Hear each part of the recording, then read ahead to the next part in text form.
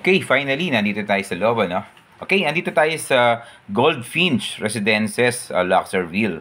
Dito sa may Multinational Village, Barangay Moonwalk, Parañaque City. Guys, napakalapit ito sa NAIA Terminal 1. NAIA Airport, no? Terminal 1. Okay? So, papakita muna natin yung interior na sobrang intact pa lahat. Pati mga paintings, pati itong ating mga cabinets dito sa counter kitchen, yung counter table niya. Okay? Etong kanyang pinaka toilet, no? Toilet lang, walang bath. Kasi itong, dalawa kasi yung CR natin guys dito, no? Yung isa nasa loob ng room, pero ito nasa labas. Okay?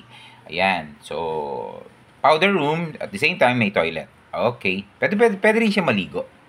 Nasa inyo na yan kung gusto nyo paliguan pa yan. Okay?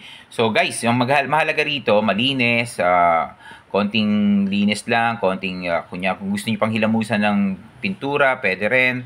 Pati pinaka-flooring, maayos, walls, ceiling. So everything, guys, napakaayos.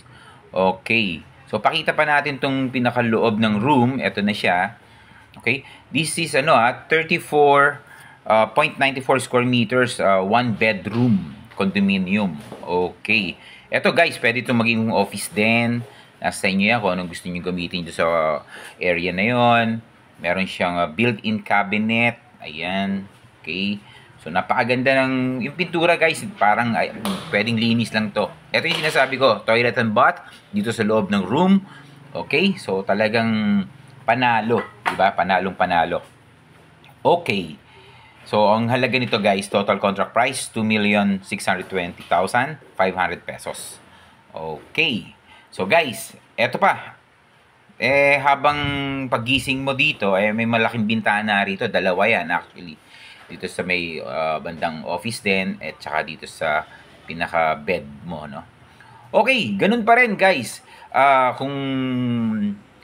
Kung may inquiry po kayo, tawag po kayo sa akin. Nandiyan po yung mga numbers natin sa description box. At meron naka-flash dito sa screen natin.